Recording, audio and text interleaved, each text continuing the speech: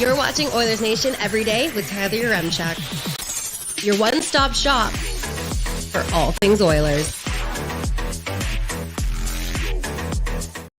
The most scheduled loss in the history of scheduled losses. Let's get into it with the lead.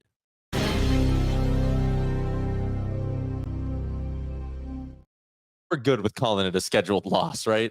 Sure. Basically, once New Jersey went up 1-0, I was like, probably not going to be the Oilers' night. I don't know. I believed a little bit more than that.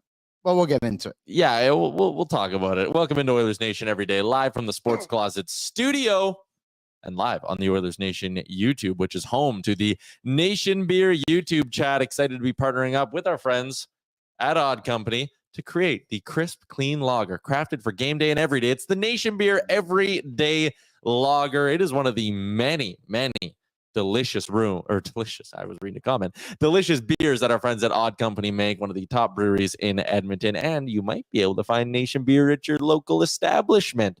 It's in kegs now. We're moving it around. Giddy up. Shout out to Nation Beer and shout out to Mick High and Dry, who said Nation Beer came in strong to drown out the sorrows last night. Christopher Palmer said it was a long drive home. Could have used a Nation Beer or 4 when I got back. Yeah, man. I feel ya. If you drove up from Calgary for that game, you didn't even watch the Oilers score a goal. That's a tough one, isn't it? It's like when didn't we go on a road trip and it got shut out? Oh no, it was 1-0. Yeah. So I mean, awesome game. It was LA game 3 or whatever. Yeah, still a playoff game. Yeah. All right, Isaac is in. Unfortunate game last night, but I didn't think they played terrible. There were many chances they didn't capitalize on. For instance, Podkolzin and Tappan could have been a game changer. And there were a handful of those. But before we talk about what didn't happen, let's talk about what did happen and quickly rattle through our Charm Diamond Center's scoring summary.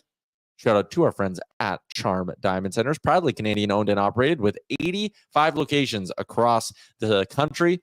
And it's home of the Charm Masterpiece program. You can get a custom ring built and delivered in less than 4 weeks. Find out more at charmdiamondcenters.com. This is a very easy one, but we'll start with the defensive side of this game and the goaltending conversation, I guess.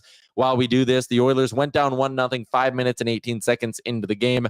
Stefan Noesen, 6 of the year. What a year this guy's having. Paul Cotter, wheels, and no one touches him and no one pressures him. And then he just, boom, finds Stefan Noesen, who creeps in from the top.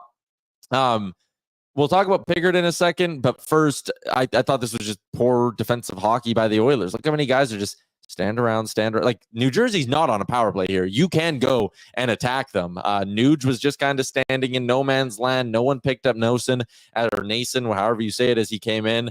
Pickard probably could have stopped it, and the Oilers probably could have stifled that chance a lot earlier or a few seconds earlier. Like, annoying. First shot of the game, too, as Jason points out.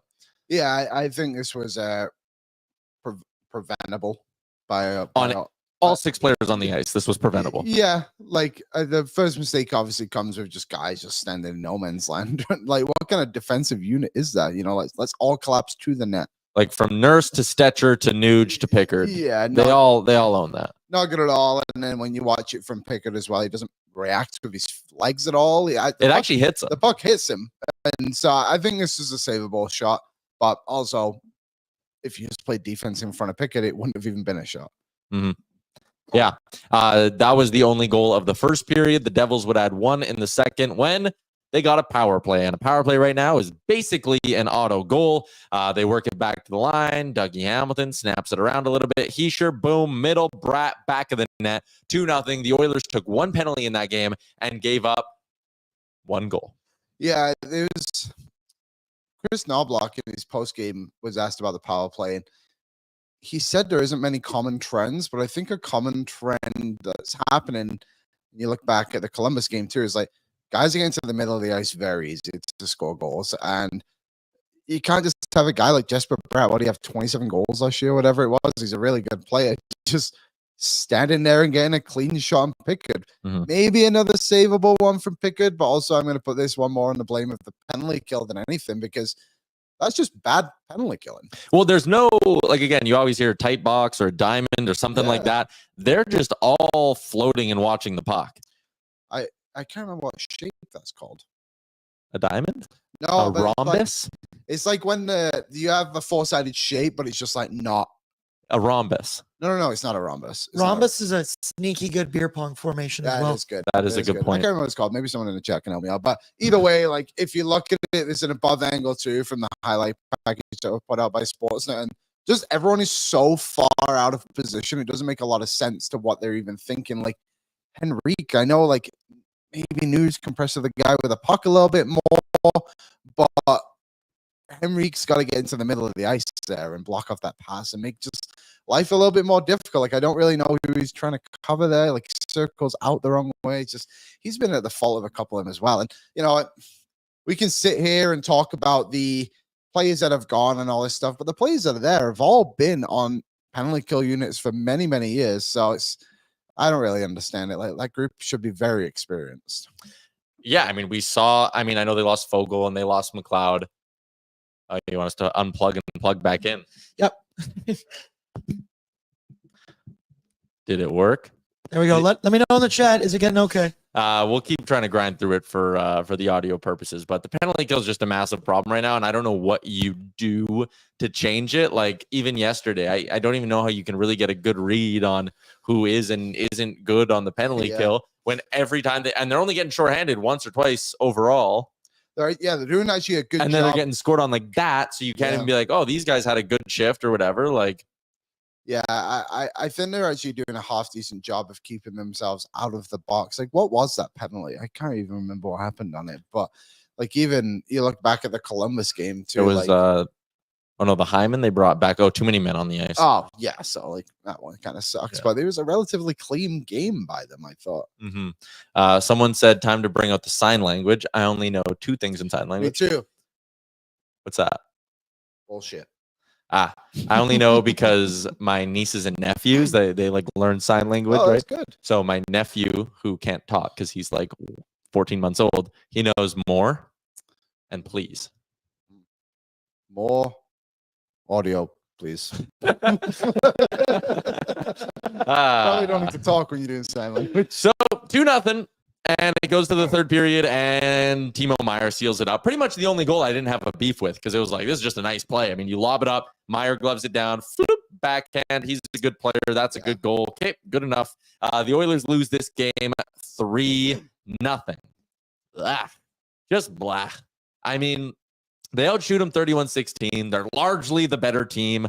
Jake Allen plays good. They miss 6,000 open nets, and you lose the hockey game 3-0. So let's get into what we'll call our moment of the game for Amazon Prime and Prime Monday Night Hockey, which last night was Edmonton's debut on Prime Monday Night Hockey, your exclusive home for the NHL in Canada on Monday nights. We get LA and Calgary next week. A couple of Canadian matchups coming up later on in November, including Edmonton and Montreal in Montreal on November 18th. So you're going to want to keep that Prime membership going. I actually thought the broadcast was good. It looks sharp. The picture is unbelievable. The ice was brighter. Yeah. Like it was a aesthetically pleasing broadcast. The glamour shots they did of the city too. Like Sunday Night Football, they did the Walterdale Bridge, the high level bridge. It was nice. Yeah. I know we're trying to get through the audio. I'm gonna try something here. Choppy today. That's so weird. Anyway, we'll keep trying to grind through this. Let me know if that made it any better. I'm sure it'll come through fine on the podcast version of the show later today, we hope. But anyways, a moment of the game for Prime. I'll say Zach Hyman's missed breakaway early in that game. Like they were down 1-0. Zach Hyman gets a clear-cut breakaway, which was off of like a crazy play where the Bouchard turned it over and then got his ass in the crease and blocked it. And the Oilers turned it around. It was like, oh, here we go. Zach Hyman breakaway and missed the whole net, which again, like didn't even give the thing a hope of going in. So that was frustrating. And I do think, like, again, I kind of joked when they're down 1-0. I was like, not their night. It was probably more like when Hyman missed that breakaway and it was like, damn it. That was a great look. You probably needed to score on that. And then Podkolzin misses the open net. Derek Ryan messes up on a 2-on-1 where he just floats into the corner. They just had no killer instinct is the way I put last night's performance.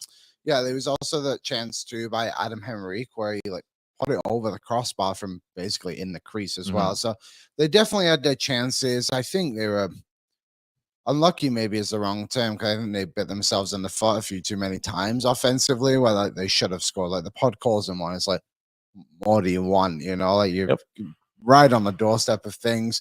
I thought Allen played well.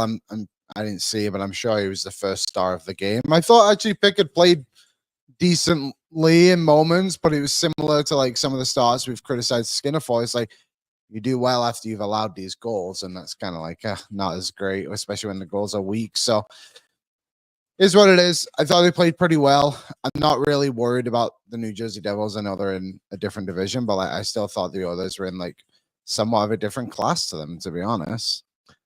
I think they're a way better team than them.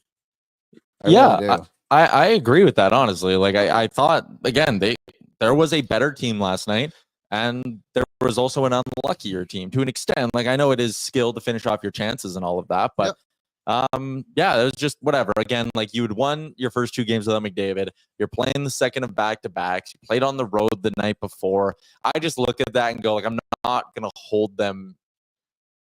I'm, holding them accountable, whatever. I'm not going to hold their feet to the fire all that hard for losing that game to New Jersey. You need to bounce back well, because it's a big game coming up Wednesday against the Vegas Golden Knights, but still. But sorry, not to call you out, Rich, but I will. The Devils played well defensively. Well, yes and no. The Oilers had unexpected goals of 3. I think Jake Allen played well. Yeah, and like again, expected goals of 3. That's the Podkolzin missed open net. There was the other missed open net. I'm forgetting who had it. And Hyman, probably Hyman. And Hyman's breakaway. Henrique. Yeah, Henrique that just skied it. Yeah. So you have Podkolzin, Henrique, and then Hyman on the breakaway where he misses the net, and Allen doesn't even need to make a save. Like they gave up great A's. They gave up the 2-on-1. There was the play where I think it was Kovacevic ate shit behind the net, and Brown picked up the puck. They got a scoring chance there. Like they put in a ton of really, really good scoring chances. And Rich does say, the entire third period is one and dones and turnovers at their blue line.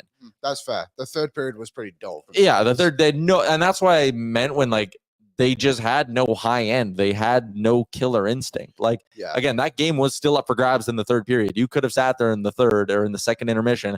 I mean, like, boys, we're down 2-0 and we are doubling them in shots, pedal to the floor. And they just didn't have that. It's a game where I think they obviously, like every night you miss Connor McDavid, but last night specifically, McDavid making one big play could have changed the course of that hockey game. And you're missing that killer instinct that comes with having 97 in the lineup. So it's annoying. Someone else said the offense is putrid. They've been shut out twice this year and basically shut out 2 other times. Dallas, they scored late. Columbus, they scored late. You compare that to last season where the Oilers were shut out 3 times over the course of the whole season, and they had 1, 2, 3, 4, 5, 6, 7 other games where they had 1 goal. So over the course of 82 games last year, they had 10 times where they were held to 1 goal or less. And this year they are already at 5 games where they've been held to 1 goal or less, halfway to last year's total. And we are 1/7 of the way through this season. So that is disappointing as well. I totally understand that. The offense needs to get going. And I do think, similar to last season, early in the year, they were unlucky. And I do think right now there is a touch of being unlucky with this team. Again, last night, a lot of empty nets. Those eventually start turning the other way for you. And this team is very capable of going on a 3-month run where they never get shut out, or a 3-month run where they're scoring at least 2 goals in every single game. Just again, looking at last year and when those shutouts came, only one of them actually came early in the year when they were struggling. It was when they lost 3-0 to the New York Rangers, but a bunch of those 1 goal against performances, Canucks, Flyers, Panthers, Islanders. There was another one in there too, the Jets, where they came early in the season. So later in the season, the Oilers offense woke up last year is kind of the point of this little rant I'm doing. And I do think to an extent it'll wake up at some point and go on a heater. Like, again, I'm calm about this team right now. I'm so far from freaking out about anything. Me too. And I agree with you. I think when you go back and look at those games too, where they were either shut out or 1-goal games, like their offense was pretty good against Dallas. Jake Ottinger had a really good game last night. And granted, like these are all going to be related to goalies having good games, but like the Oilers missed like 2 open nets yesterday. Yeah. Winnipeg is probably the only game this season where it's like, okay, that was horrendous. That was really, really bad. Even Columbus, they had the post twice. Like, not worried. Like the guys like Nugent Hopkins need to figure it out, but everyone else, you can kind of see they're coming through. Yeah, totally. Tanner is in on the Odd Company YouTube chat. Unlucky is fine for a stretch of games. We're on game 13, moving to 14. That's too big of a sample size to say unlucky. Offense need to create different looks, bear down, and score. Like, yes and no. I mean, 13 games, sure, but like, let's frame it this way. If they went through this 13 game stretch in January after starting the season 9-3 or whatever you could be in January, 15-8, if they went through this stretch then, you're just saying they're unlucky. And again, I think we'll view this stretch of hockey. Again, last year it was about this long of being unlucky. Like, it can happen. You look 5-on-5 shooting percentage. They have the third worst 5-on-5 shooting percentage in the NHL.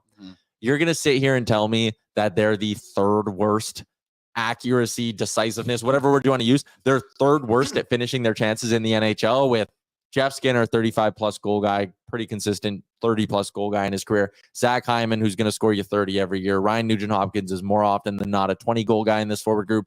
McDavid, Draisaitl, like, go down the list. Yeah. You're telling me that they're shooting at 5.74% as a team the entire season? Like, there's just no way. This team will finish the year in the top half of the league in shooting percentage. And I mean, even last season with their slow start, they finished 15th. They found a way to get that shooting percentage up to 8.81% last year, tied with the Sabres for 14th. And this is just at 5-on-5, by the way, the numbers I'm looking at. But yeah, well, they just put 5 past the UC Saros on Thursday. Yeah, without Connor McDavid. If there is a 13-game stretch, and I'm not even saying like the Oilers, yes, Evan Bouchard's got to get pucks through. It's beyond frustrating right now. Zach Hyman's got to hit the net on that breakaway. Ryan Nugent-Hopkins needs to shoot the puck way more than he is right now. They were looking off great opportunities yesterday. Nuge looked off a perfect one where he's in the slot and it's like, rip the damn thing, and he just didn't want to. Like, I agree with you guys in the sense that they need to be better. Yeah, I do too. But there is an element of luck, even though it's been 13 games, and it's frustrating because we follow them and we watch all 60 minutes every night, and then we sit here and you guys tune into this show and we talk about them for an hour. We live and die on the roller coaster, and that I get it. I totally understand where you guys are coming from with all this. But the Oilers will finish the year around 8 or 9%. They're at 5.5 right now. That means, I'm not a great math guy, there's a 13-game stretch coming where they shoot 12% or 10% or whatever that number is to get them back down the middle. I think it's actually 11. But yeah, the killer instinct's lacking. They'll wake up. I think it's gotten better. Like, Agreed. They showed good killer instinct against Nashville. I mean, early on in that game against Calgary, they looked like they were going to boat race them. Hyman scored a huge goal in the third period against Calgary. Massive goal. That's good killer instinct. I know it's the Penguins, but they put 50 shots up on the Penguins and scored 4 goals. Like, I don't know. I think I'm not really too worried about it, to be honest. I understand the concern of it and all that good stuff, but at the end of the day, we gotta don't ride the waves too hard, folks. We'll be fine. Okay, and we got this one from Ewe Goyler, which I don't know if I'm supposed to say the name like that. Luck implies you don't need to do anything. It's not luck, it's a lack of confidence. Edmonton Oilers, 5-on-5 shots, 4 per 60. Where do you think they rank? I don't know. High. Second in the league. Yeah, high. Second in the league. 5-on-5 shot attempts per 60. Fourth in the league. So they're attempting the fourth most shots. They're getting the second most shots. You can go a hair higher if you want. Scoring chances 4 per 60 in the NHL. How many teams in the league have more than the Oilers? None.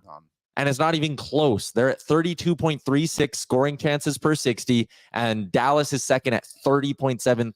1.63 more scoring chances for per 60 than the second best team in the NHL. High danger shot attempts. Are they going to dangerous areas? Better than any team in the NHL. 14.6 high danger shot attempts per 60 minutes at 5-on-5. Second in the NHL is Toronto at 12.92. 1.68 more high danger shot attempts per 60 than any other team in the NHL. I just rattled off all those numbers, and they were top 1, 2, or 4th in every one of those, call them major statistical categories.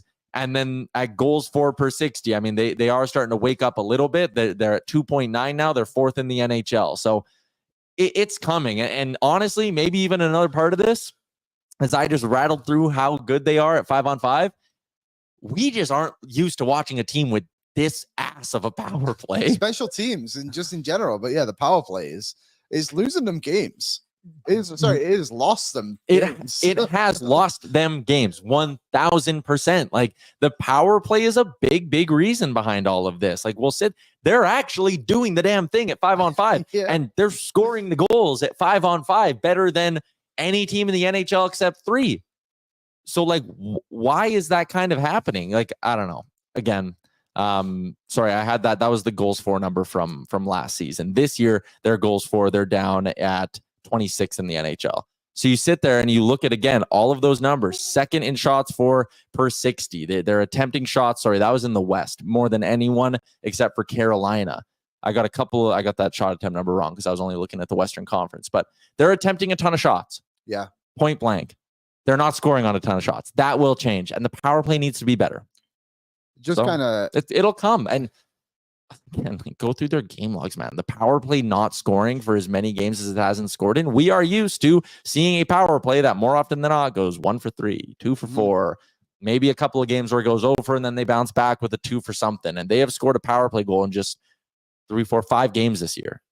I'm going to look 5 games. That's what you said. They scored 1 against Calgary. They scored 1 against Columbus, technically.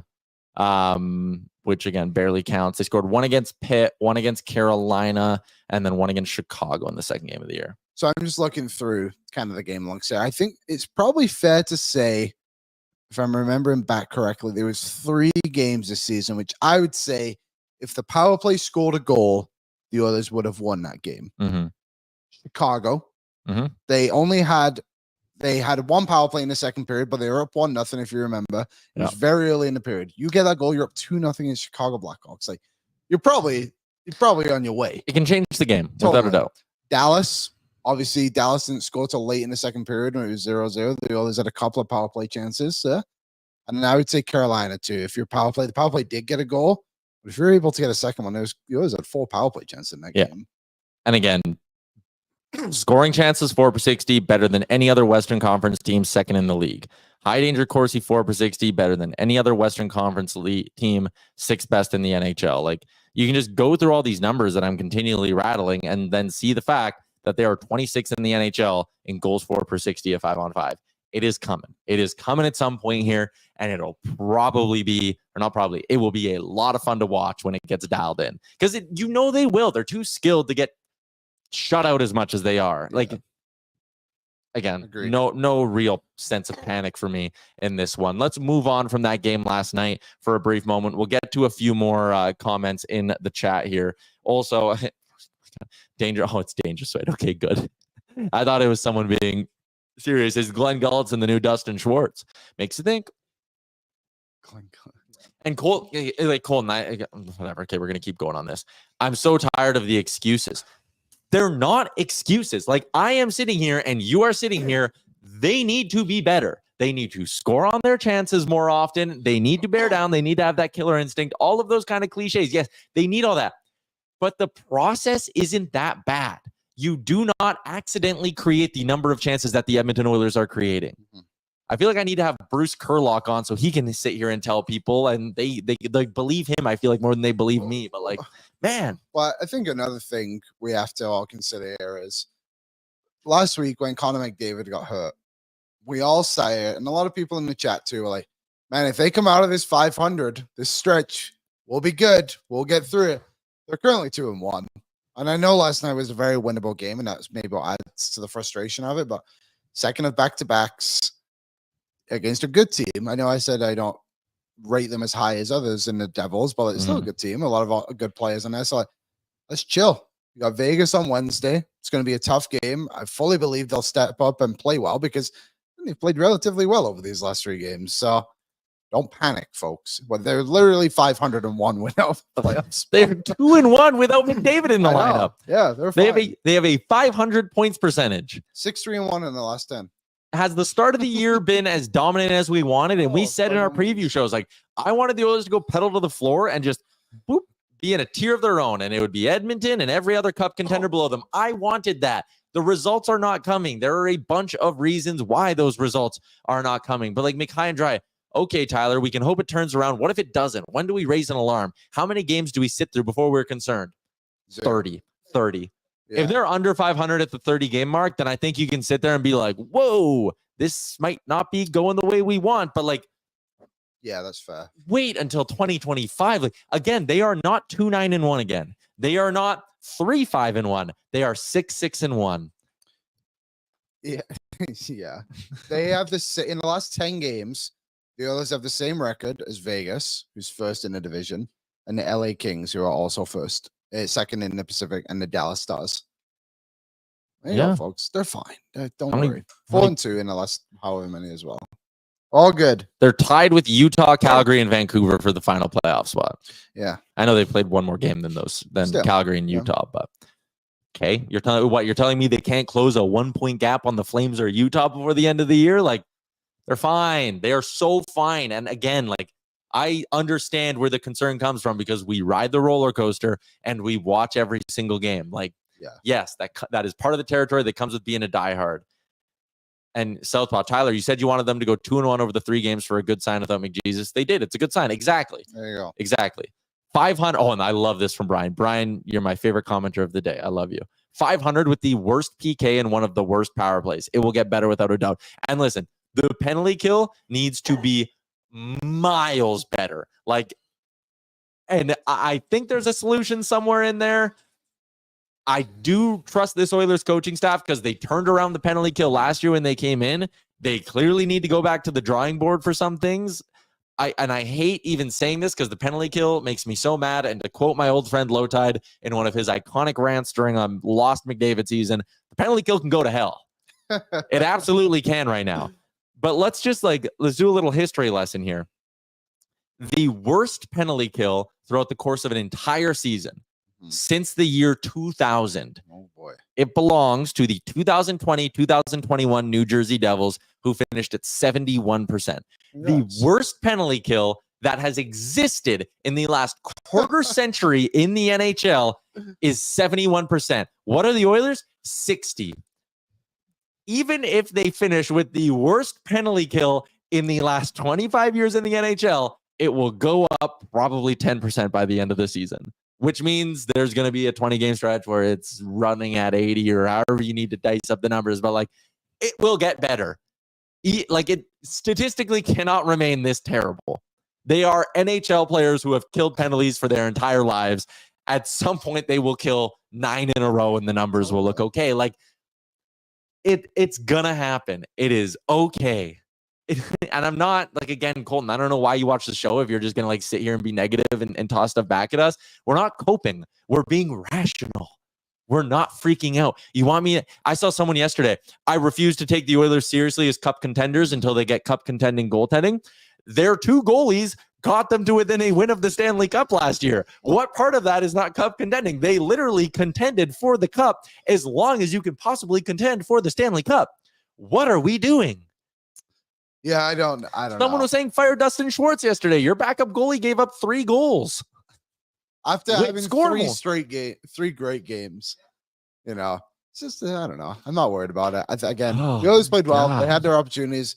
Jake Allen did awesome. Credit to him. Naramac, you're freaking out. I'm freaking out because I can't believe the IQ level of some people right now. We were 2-9-1 last year, and we almost won the Stanley Cup.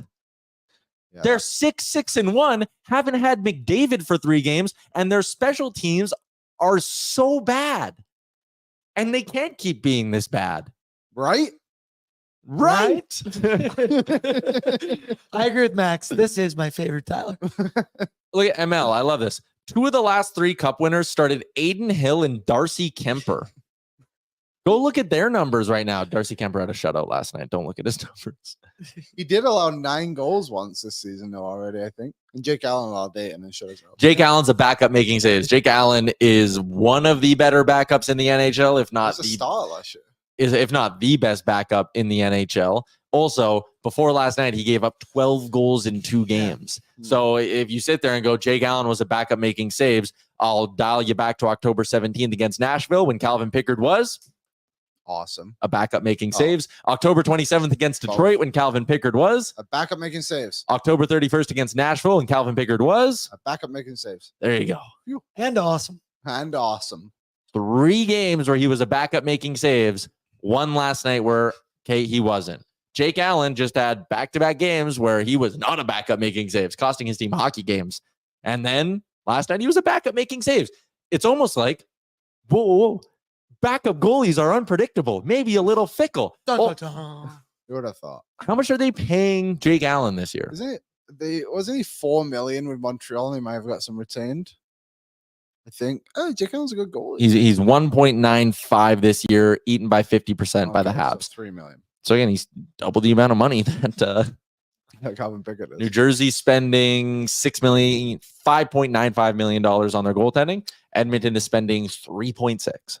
There you go. What do you expect from Well, and like that's another thing too, is like this is also a cap era. Edmonton's goaltending at a total of $3.6 million this year, it was less last year, got them to within a game of the Stanley Cup. And you need to be cheap somewhere in your lineup. If you want the high-powered offense and you want the Jeff Skinners and the Victor Arvidssons, and I mean, hey, listen, like we can even argue about whether they should have signed a Victor Arvidsson or whatever. We sure shit weren't saying that 36 hours ago when he was playing as well as he was. But the point being, if you want to spend up on goaltending, then you need to keep out somewhere. The Oilers spend up on their forward groups. Yeah. That's their thing. They want to be a good offensive hockey team who, and this is the cliche, we talked about this with Bruce a couple of weeks ago, and we've talked about it a few times, but like they're at their best when they're doing the best defense is a good offense. Yeah. They went to the Stanley Cup final not by run and gun, not by even playing great defensive hockey, they got good goaltending, and Stuart Skinner stole them. A couple games against LA, a couple against Dallas, and I think you can maybe say one against the Panthers. Maybe not, because they scored so much. But the point is, they did all of that, and they turned around their season last year by possessing the puck and grinding down the other team in the offensive zone, and they didn't give up a lot of chances simply because they were just pinning teams in. The Oilers spend up on their forward group. What is Nate even asking? Anyways, God, I'm just irritated today. They spend up on their forward group. They spend down on defense and on the blue line. I shouldn't even say they spend down on the blue line. They spend high. They spent somewhat poorly on the blue line, Yeah. but whatever. Okay. Let's keep cruising along here on the show, because no way that's the real Zach Stortini. That's a fake one. Tyler needs a nation beer here. Damn right I do. Thankfully, I have curling tonight, so I'll at least have a couple of cold ones with the boys at curling. The lads. And by boys, I mean my dad's friends. Does Kennedy still? Do you see Mark Kennedy around there? I saw him there once. We'll see him this weekend. I know. I'm so excited. Me too. Starts tomorrow. So what? The Nisku has a Grand Slam of curling event on this weekend. You should go check it out. Saturday. What day are you going? I'm going to go Friday. Saturday. Oh, you're going Friday I'm in night. Calgary this weekend. Scouting. No family. Uncle duty. Uncle duty. Babysitting. Uncle. Do you think you'll have to change a diaper? No, I know I won't. Yeah. So that's kind of, again, not that my siblings trust me to babysit their children, but if Amber's around, we can probably babysit, because someone's got to change the diapers. I'm not. Have you ever changed a diaper, Ty? Oh God, no. Yeah, I haven't either. My nephew's now like 12, but I never did it. I'll save it for my own kids. I babysat my two nieces once, and within 3 minutes of my sister driving away, the one just started melting down, screaming out the window, and I was like, you know what? Maybe this isn't for me. Just said, oh boy. Okay. What did I want to get to next? Do you want to do we want to fully change? No, let's do some what's trending for our friends at Sherwood Power Sports and Marine. All right. And we'll make it all hockey related too. Make it fun. Hockey fans helping hockey fans out at Sherwood Power Sports and Marine. They're home of the $50 bi-weekly ATV, the $105 bi-weekly boat, motorcycles, quads, e-bikes, boats. They really do it all at Sherwood Power Sports and Marine, located right in the heart of Sherwood Park, right down the street from our friends at Sherwood Ford the Giant. What's trending? The Edmonton Oilers sent down Drake Cajula. The Drake? I can't believe it. Can't believe it. This is the worst thing to happen to anyone named Drake this year.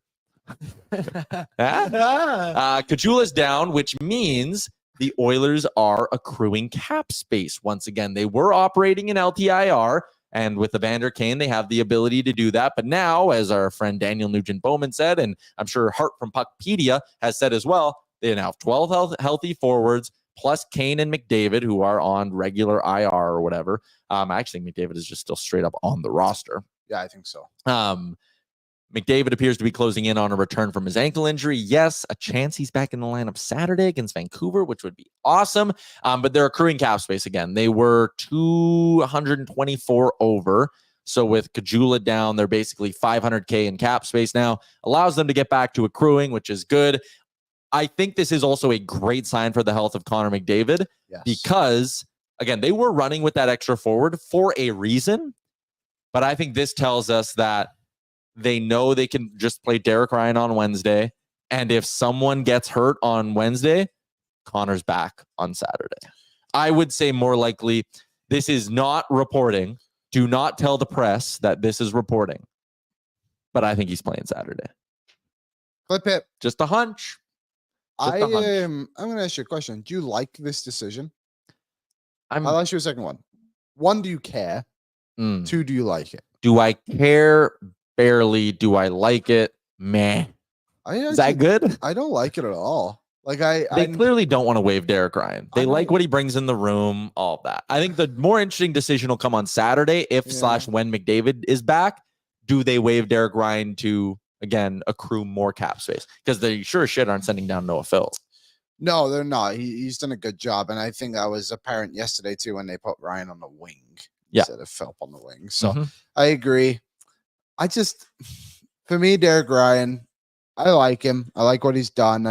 Again, spoke about this, but been a big snake bit in this season with like goal disallowed against Calgary, a couple of chances against Chicago, but like, I don't know. I just think back to that 2-on-1 they had last night. I feel like Kajula would have actually known what to do there. I know it's a very minuscule play, but it could have ended up in a goal. It was a 2-on-1. It's a clear-cut 2-on-1 where the pass got across to the guy. And he was so far. He was like at the bottom of the circle. Yeah. And it was like, dude, be dangerous. Like killer instinct. Derek Ryan didn't have it, and he kind of doesn't. And I just think, too, like, Ryan's supposed to be this, like, penalty killer, all this stuff. It's like, okay, well, you have Philp now. Your penalty kill stinks. I feel like Drake Kajula, I know he's only 2 games, but like, he is the one who got that shot away on the Corey Perry goal. Yep, Derek Ryan would have good. not shot that puck. He wouldn't have been in that position to shoot the puck. He had a breakaway against Calgary. It's like Derek Ryan wouldn't have had the speed to get that breakaway. Yeah. I just think the Oilers, and I know Maynard is all over this and is the number one fan against it. They're too slow in aspects of the game, and Derek Ryan's the one that really brings down the average. Kajula would bring it up. Yeah. On the PK, if you want to talk about, I don't know if you want to call them the culprits, but hey, listen, every player they're putting out on the PK right now stinks. Derek Ryan has killed 6 minutes and 16 seconds this year, 38.3 goals against per 60. Matthias Janmark is the second worst. He's killed 16 minutes, so he's at 21.75 goals against per 60. Victor Arvidsson, 852 and 20.3. He's third. Henrique is fourth. He's killed the most out of anyone except Nuge. Brown is fifth. Nuge is their best penalty killer, I think. 22.37 and only 13.26 goals against per 60. Vasily Podkolzin has killed 7.5 minutes this year and has not been on the ice for a goal against in that time. I did see that the other day, too. I thought that was quite interesting. So, listen, I think if we're just going off of the numbers, and I know part of it is, getting a save and all of that stuff as well, but if we're just going off the numbers, I think your 5 kind of penalty killers going forward here are Nuge, Brown, Podkolzin, Henrique, and I think Arvidsson's fine-ish. So I think the 5 those can be your 5, and I think you can maybe start to trust Noah Philp a little bit or start seeing what you have there. But Janmark and Derek Ryan can't kill penalties. No, not right now. I just don't see them as PK guys anymore. I think they'll get a point in the year where if they are still around, Janmark will definitely be. No one will take that contract. They'll find a rhythm again, but right now it's just they do not have it at all. Mm-hmm. What else do we have in what's trending? The Oilers made a trade. The Oilers made a trade yesterday. Ben Gleason was sent to the Philadelphia Flyers for Ronnie Attard. An interesting move, I think. So if you're looking at this and you're like, why did they do this? There is actually like a behind-the-scenes kind of minor league reason why. The American Hockey League has a rule with how many veterans you're allowed to have in a lineup on a given day. And a veteran is constituted as a professional vet, not someone who's played NHL games, but NHL, AHL games is how I understand that rule. If they're a vet. Bakersfield has too many vets on their roster or had too many vets on their roster, and Ben Gleason qualifies as a vet. So they needed to healthy scratch someone every game. And listen, you don't want to be healthy scratching good players. It's also not fair to these vets that they don't get to play. Yeah. So they swapped Gleason for Ronnie Attard and presumably Philly system. Who are they with again? Is it Lehigh? Lehigh Valley Phantoms. Their system can accommodate for Gleason and actually play him.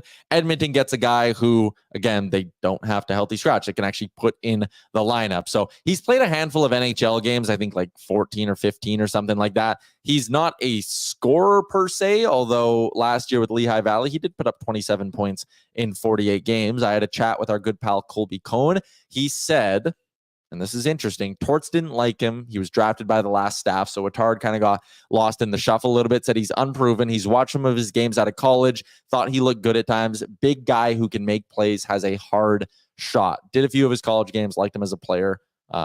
Anyways, guy gave up isn't that good as what Colby said, worth a shot. And I do agree. I think this is generally worth a shot. It's depth for depth that solves a bit of a problem for you, but he's 6'3", 210 pounds. Like, he's a big boy who, again, 27 points, like, has decent puck moving abilities. I think he's Big Ben Gleason and young 20 or young-ish, I should say 25.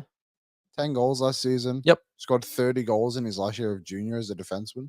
It's a long time ago, but still so impressive. I don't know. Farewell, Ben Gleason. I'll miss our preseason conversations about could this be the year?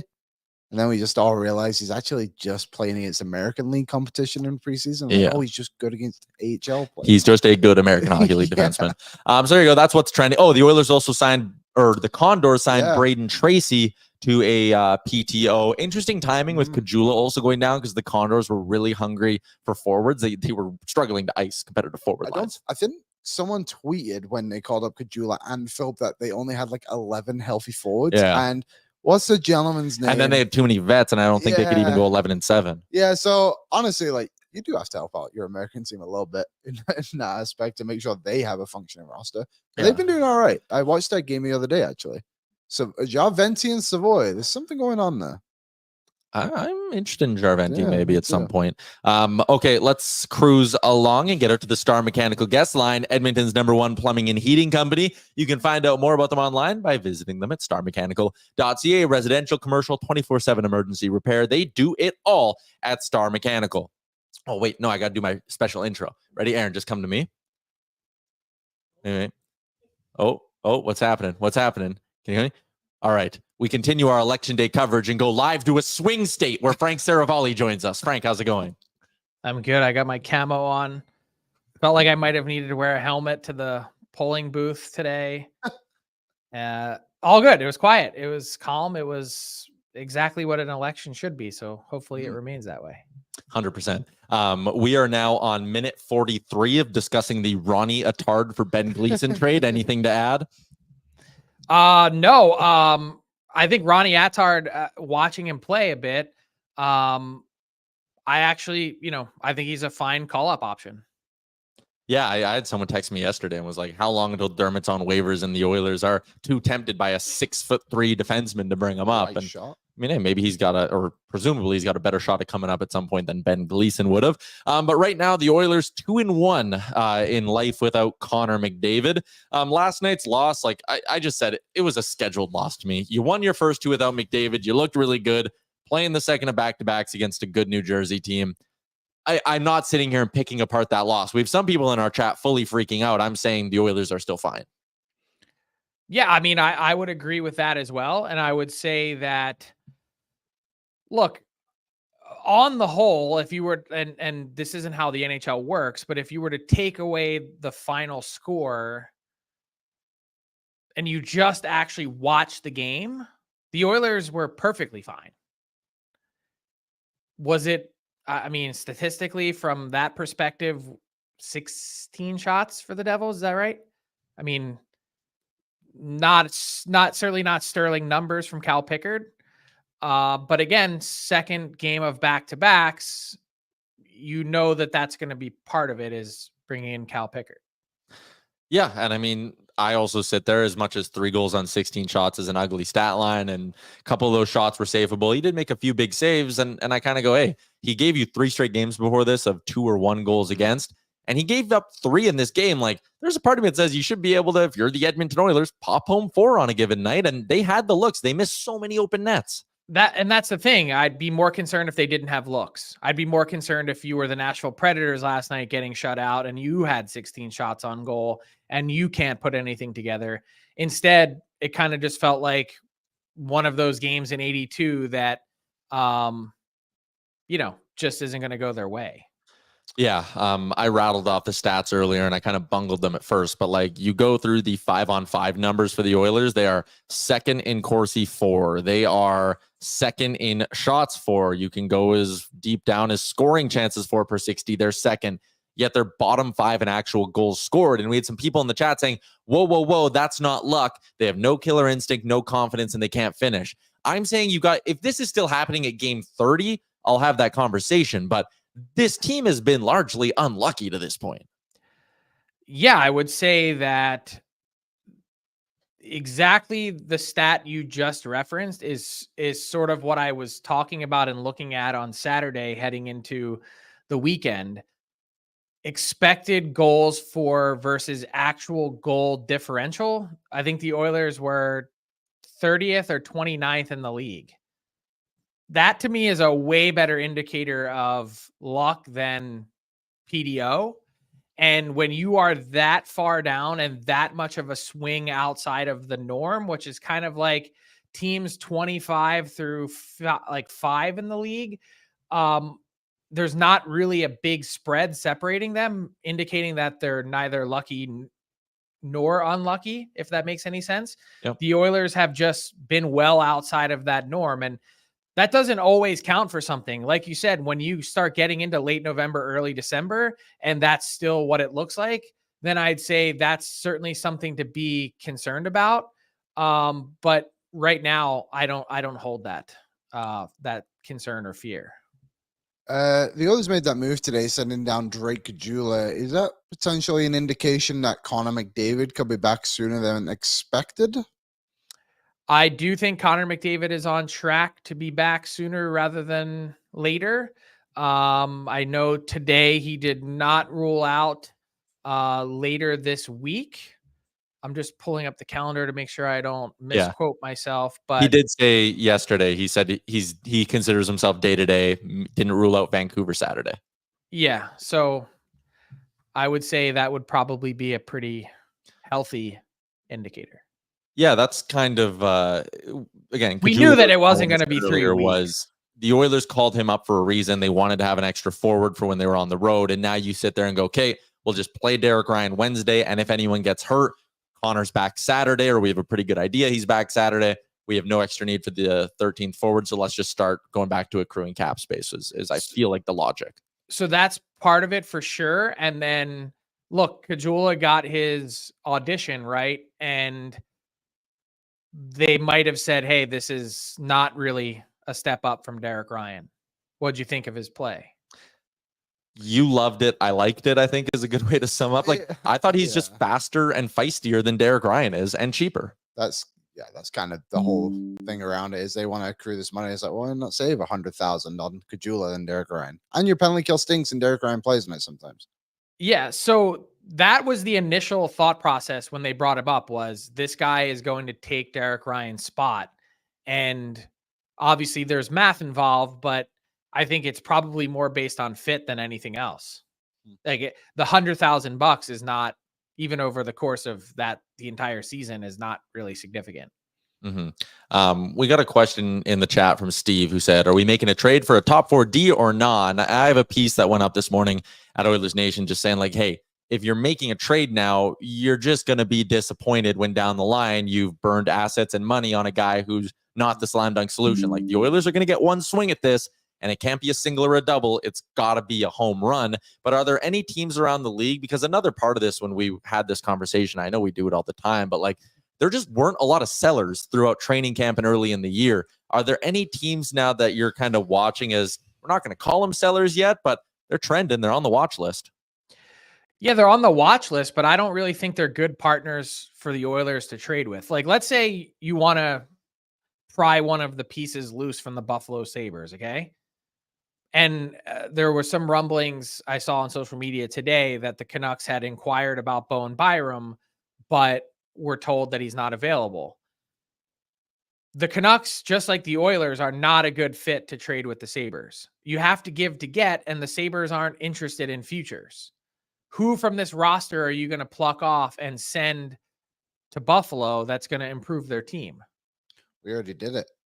Ryan Ryan McLeod. McLeod. Yeah, we did that deal. So yeah, there's no one. The Oilers are only in the business of dealing with true sellers. They can't make a hockey trade.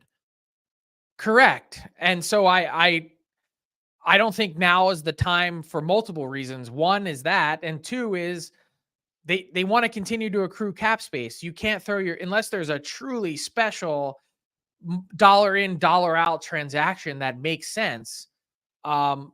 You're setting yourself up for March. You're not setting yourself up to make a deal in early November. That's not the way this cap plan has unfolded. Yeah, again, it as much as it, and I said it in my piece, like it makes people roll their eyes around these parts because we heard the word patience for a decade and it never panned out. But like, it's just patience right now, and you need to hope that the bets you made over the summer end up panning out. Like, I mean, Troy Stetcher and Darnell Nurse, I had higher hopes for those two as just being survivable. They're being outscored 4-1, even though the goalies have like a 9-10 save percentage when they're on the ice. Like, they're getting better goaltending than the other pairings, and they're getting caved. Like, there's just players that need to be better. So sitting here and being like, they should have traded for Liljegren. He wasn't, I like him and I see the upside, but that's going to be your move, and you're confident. I can't think of anything other than blowing your load, but you're confident doing that in November? Like, wrong day for that. What I would say is you could make a move now if you want, if you're comfortable in, and this is the example I used yesterday. Do you want another Travis Dermott, or do you want to hang on until March and have a more sizable, impactful deal and get another Ekholm type addition? You really can only do one, I think. I mean, maybe there's something else out there that I'm missing that's a quick and easy, painless swap, but I don't see it right off the top of my head. And that's not the way they've planned out their cap. Yeah, 100%. It's again, just got to sit. And if it means this team's going to stay 500 for a little bit, they'll stay 500 for a little bit. But I do think at some point they'll turn, the offense will click. Like, their power play can't be this bad all year. It's due for a run where it's 40% for 2 weeks. The Oilers are due for a run where they win 8 in a row. Like, that's really what they're due for. I mean, that's kind of, look, are they going to win 24 out of 27 like they did last year? Probably not. But this team has had massive winning streaks, and Chris Knobloch has a history in his career of teams that go on large and long winning streaks. So it's bound to happen at some point. I will make you a stone cold guarantee bet, and you can pick whatever I pay up, that the Oilers have at least a 5-game winning streak, at least between now and Christmas. Yeah, I thought you were just going to say a 5-game winning streak this year, and I was going to jump in and say they'll have one by the time the calendar flips. I'm with you. I'm with you 100%. They'll get there. This was a nice calming down chat. I'm happy you didn't come in and be like, they're screwed. But like, they aren't going to win 24 out of 27 in all likelihood, but they're not 2-9-1 right now, so they won't have to win 24 out of 27, right? Like, this start is not nearly as bad which is why I'm surprised that there's people freaking out about the goaltending and freaking out about a whole bunch of things. And it's like, this is miles better than what we sat through the first month last year. I got my feet up and I'm chilling. It's quite literally miles better. Like 2-9-1. I mean, like, it's a totally different story, even though it feels similar. It feels the same. It just, from a math standpoint, it isn't. And the difference is McDavid was healthy the whole time last year. Yep. Bang on. I think the positive signs are Draisaitl, all of a sudden 9 goals. Mm-hmm. Zach Hyman, he started to score. Nuge is starting to play a little bit better. Like, it's starting to move in that direction where, like, Draisaitl, he might be challenging for the Rocket this year. Like, that's the kind of start that he's already off to. Like, the panic and hysteria doesn't set in for me. Totally. All right, there you go. A little calming down with our therapist, Frank Seravalli, the voice of reason for us. Thank you, Frank. Okay. Well, am I out? Yeah, you're out. See ya. Have a good day. Okay. All right, see you guys. I'll just. There goes. The office hours are open. Frank Seravalli on the Star Mechanical guest line, Edmonton's #1 plumbing and heating company. Find out more about them online at starmechanical.ca. All right, let's continue along here with the show. Let's do a little Bet365 talk, a little betting talk for our friends at Bet365, the world's largest sports betting platform. Download the app today. Use the promo code NATION, NATION, whatever the moment. It's never ordinary at Bet365. A couple of picks I like tonight around the National Hockey League. I got a shot prop parlay. Give me Seth Jarvis 2+, which is juiced way down. It's like -300, but he just crushes this every game. So I like using it as a way to juice up another shot prop, that being Jack Quinn. Play them together, +123. Just need 2 guys to get 2 shots, and this bet cashes. There you go. I went with Manchester City to beat Sporting Lisbon in the Champions League. What time's that game start? 4 minutes. They're even money right now. I'm in. You know I love tailing a good footy bet with you out in the office. I also Manchester City even money when I got it just before the show against Sporting Lisbon, and then I also did RB Leipzig to beat Celtic, which is +150. Leipzig is a German team. They have lost once this season, and Celtic in the Scottish League, while dominate that league, is a very weak league. So Germany should overcome Scotland. There you go. That's a good little betting report, Liam. There you go. MLB offseason officially kicking off. The Jays aren't getting Juan Soto. Who's getting him? The Yankees or the Mets. Can you just say that sentence back to me? The Yankees or the Mets? No, tell me the Jays aren't getting Juan Soto. The Jays are not going to get Juan Soto. Okay. The Yankees are the Mets, or the Royals or the Cardinals. Are they in the picture? No, they're not getting him, dude. They're not getting I him. know. Don't even Who are they going to get? could you imagine what it would be like? Could you imagine? Could you? Oh my God. I gotcha. There's a new pitcher coming out of Japan too, who I'm kind of intrigued by. Yamamoto? No, he's the one that signed with the Dodgers last year, and apparently this new guy is just also going to sign with the Dodgers. Yeah. Everyone just signs with the Dodgers now. It sucks. NFL trade deadline today. Mike Williams went to the Steelers. The Steelers kind of like loaded up a little bit too. The Lions loaded up. Who'd the Lions get? Zacharias Smith, I think his name Za'Darius. is. Za'Darius Smith. He is he's top 10 in Russian in like all categories. Yeah, and his name is Zadarius. Yeah. Okay, that's the guy you want on your D line. He also showed up to the Cleveland's game the other day in blue Why? because he wanted to get traded to the Lions. Oh, really? Yeah. That's Yeah. hilarious. The Commanders loaded up. They went and got Marshawn Lattimore. Yeah, I That's don't think legit. he's been playing this year, has he? It's being billed as a big trade. No, I mean, it is a huge trade, but I think they're just getting him back as like fresh player. Mhm. Commanders, good for them. Like, you got this quarterback who is sick, and Jaden Daniels, like, go get it. There's not many teams who could actually win. And in the NFC, like, who are the good teams in the NFC? Detroit, Philly's overrated. They're going to screw themselves in the playoffs.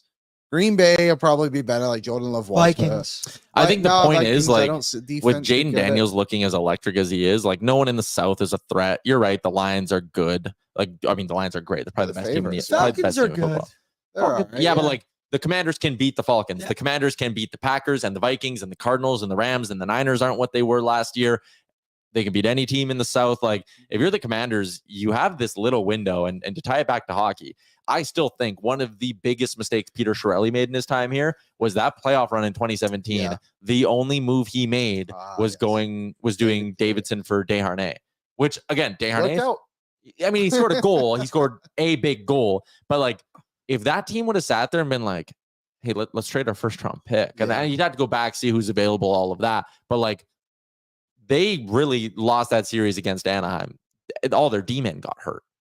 Yeah. And because Kessler grabbed that, or Perry grabbed the pad, or Kessler grabbed the pad. Whoever grabbed the pad. Someone grabbed a pad. And it was annoying. The D-men did all get hurt, didn't they? They were playing Griffin Reinhardt at the end. Oh, yeah. Do you remember Griffin Reinhardt and Mark Fane both warmed up? Yeah. Like, who are we going to get tonight?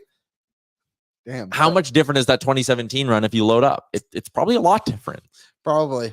And so the point I'm making is when you have these kids on ELCs or in football, a great quarterback on a rookie contract, it is the best time to go all in.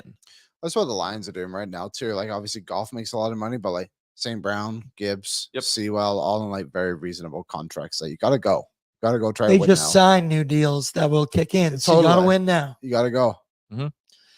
49ers, Brock Purdy. Like, Yep. Yeah. He doesn't even get paid $1 million, I I don't know. think. Crazy. All right. That is a wrap on today's edition of the show. Tomorrow's another game day edition of things. Okay. What? I was gonna say, do you want to do the McDavid thing? Oh, we didn't do that. No, we could do it quickly.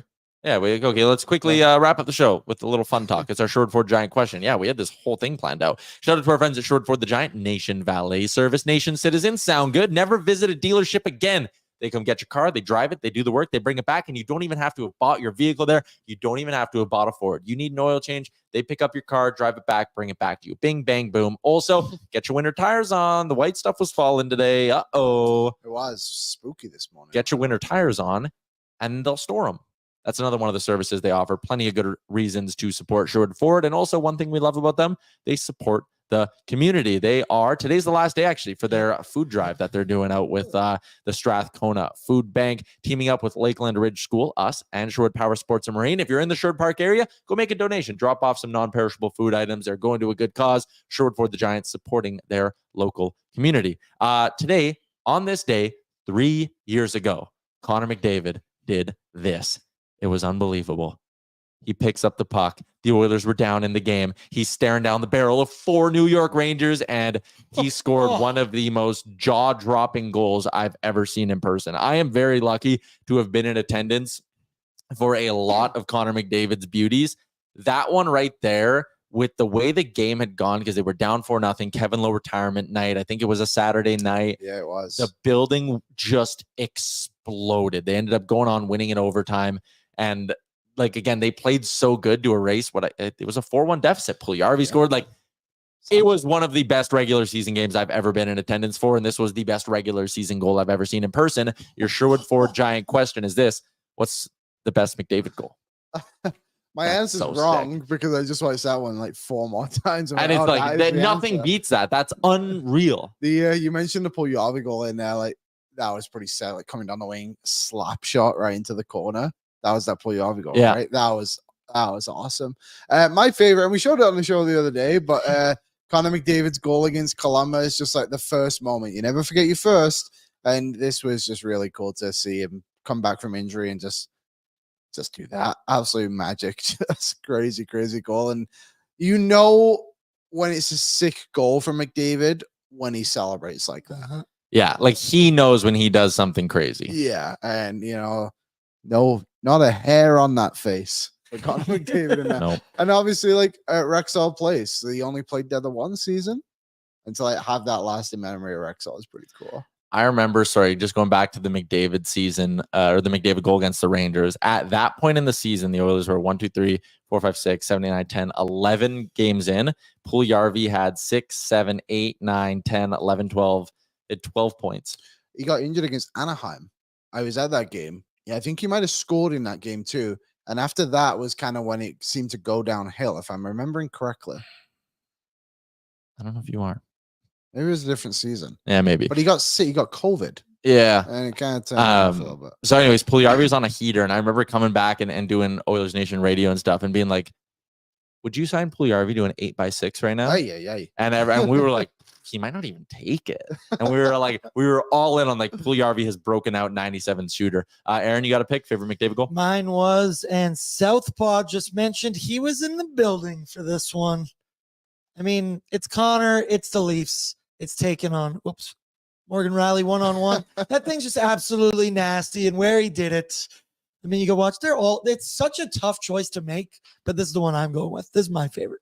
Yeah, Big Brain Jay, how are you guys not saying the goal that ended the BOA series? I mean, significance? Yeah. Yes. So fun. So significant. Yeah. In terms of is Connor McDavid the only guy in the world that can score that goal? No.